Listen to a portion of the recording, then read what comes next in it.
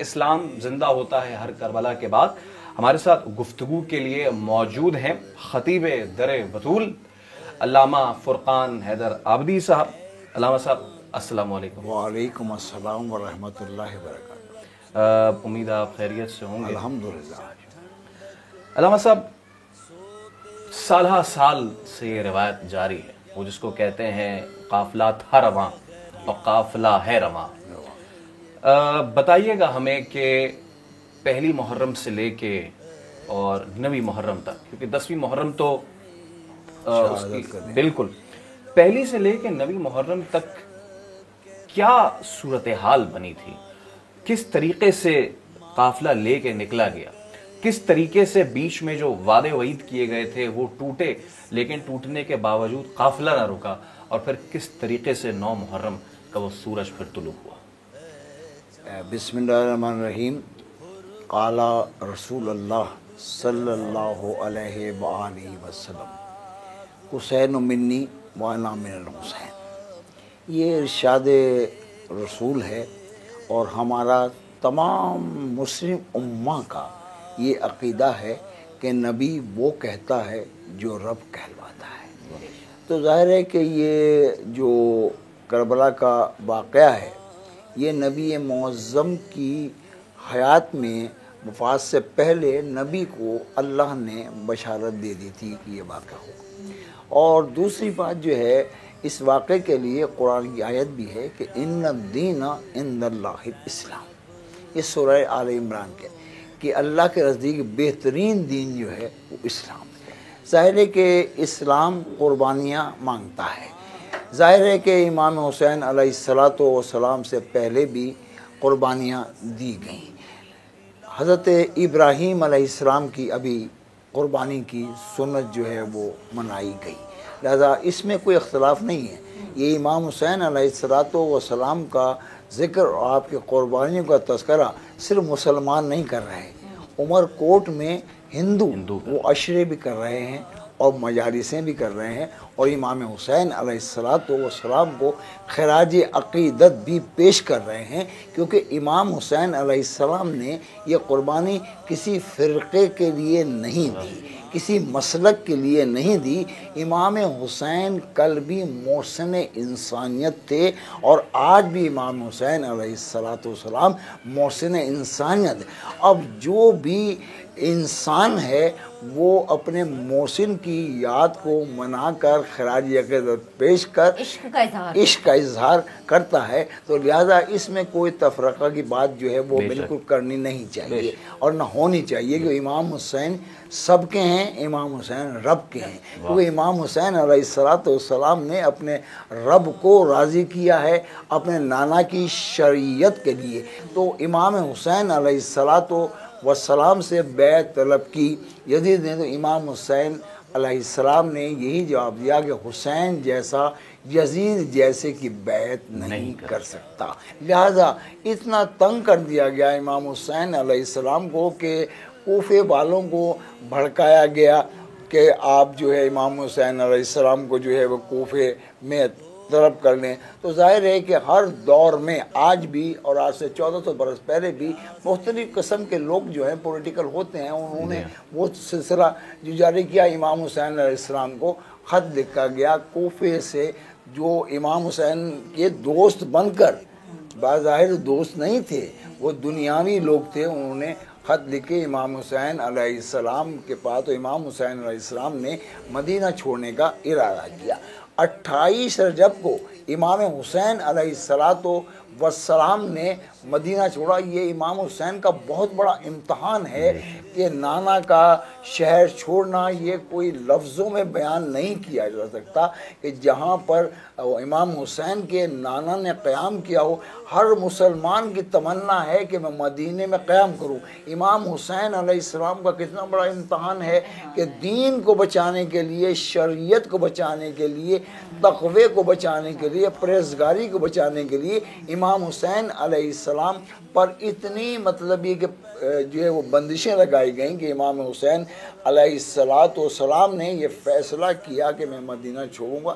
ایسا نہ ہو کہ جو واقعہ کربلا میں ہونا ہے وہ مدینے میں نہ ہو جائے. کتنی خوبصورت بات ہے مولانا صاحب کہ لوگوں کو یہ تو پتہ ہے کہ امام حسین نے مدینہ چھوڑا، لیکن یہ ایک معمولی جملہ نہیں ہے، یہ اس شہر کی بات کر رہے ہیں جس شہر کی فضا معطر، جس شہر کی خاک لوگ جا کے اپنے زبان پہ رکھتے ہیں، اور جس شہر میں دفن ہونا فضیلت سمجھتے ہیں، بہت بڑا، اس شہر کو چھوڑا جا رہا ہے، تو سوچئے کہ کتنا بڑا اس وقت ظلم بپا کیا ہوگا۔ اور امام حسین علیہ السلام کو اس کے لیے صرف تفسیر میں نہیں، یہ شعر میں پڑھتا ہوں کہ امام حسین علیہ السلام جب آخری سلام کے لیے نانا کے روضے پر آئے اور یہ جملہ کہا کہ اٹھا یہ کہہ کے تب بنی ہاشم کا تاجدار، اٹھا یہ کہہ کے تب بنی ہاشم کا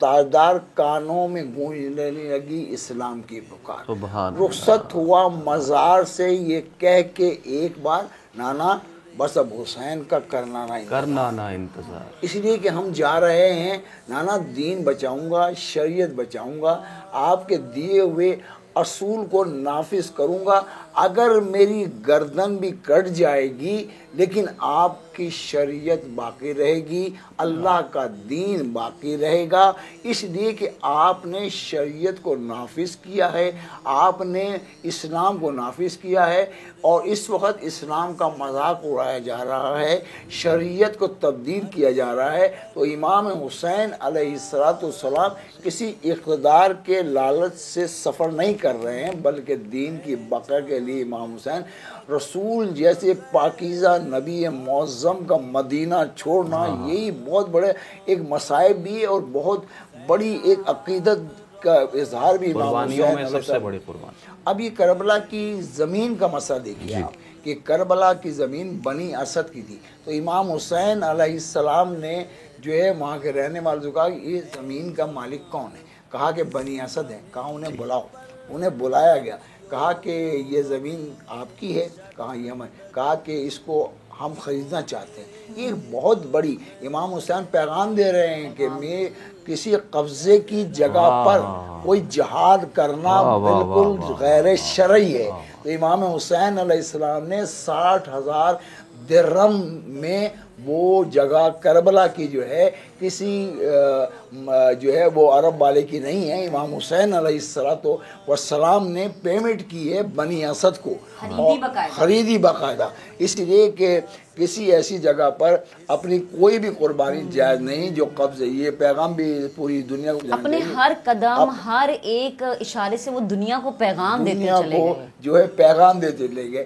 اور اس کو کربلا کی زمین کو حضرت علی اکبر علیہ السلام کے نام ہبہ نامہ ہوا، جاگیر علی اکبر اس کہلائی، تو وہاں پہ امام حسین علیہ السلام 2 محرم کو جو ہے وہ کربلا پہنچے، خیمے لگ گئے، خیمے دریا کے کنارے لگے تھے، تو اس کے بعد جو ہے پیغام آتا ہے کہ یہ دریا سے جو ہے خیمے ہٹا لیے جائیں، تو امام حسین علیہ السلام کے پاس یہ پیغام آیا، تو امام حسین علیہ السلام نے حضرت عباس رمدار جو ثانی حیدر قرار ہیں، کمانڈر تھے نا، کمانڈر تھے، جنرل تھے، سمجھے، ان سے کہا کہ عباس، کہا جی آقا، جی مولا، اس لیے کہ حضرت عباس بہت شہنشاہ وفا کا لقب جو ہے وہ امام حسین علیہ السلام نے دیا ہے، یہ شہنشاہ وفا ہے، ہاتھ جوڑ کر عباس مولا کے حکم کیجئے، کہا کہ عباس یہ خیمے دریا سے ہٹا لو،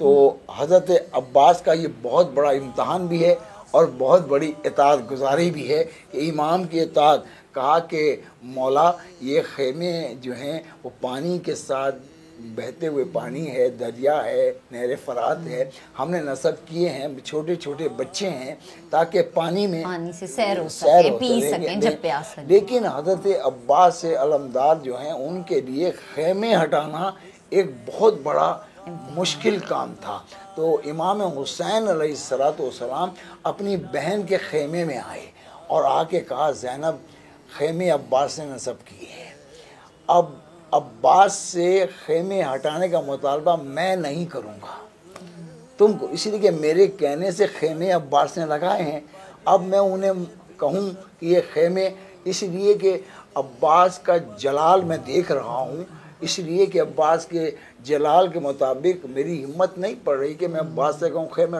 تو جناب زینب سلام اللہ علیہ اس وقت چادر موجود ہے، 2 محرم تک چادر موجود. چادر جناب زینب جی اور عباس کی خدمت میں آئی. کہا عباس، کہا جی شہزادی. کبھی حضرت عباس نے جناب زینب کو بہن نہیں کہا، شہزادی سے شہزادی کہا. اس لیے کہ ماں کی وصیت بھی تھی اور مولا کائنات کی 21 رمضان کو وصیت بھی تھی کہ عباس خبردار، نہ زینب کو کبھی بہن کہنا، نہ حسین کو کبھی بھائی کہنا. اس طرح اطاعت گزاری میں باپ نے بھی ماں نے بھی یہ اس پر حضرت عباس علمدار نے جو ہے وہ عمل کیا.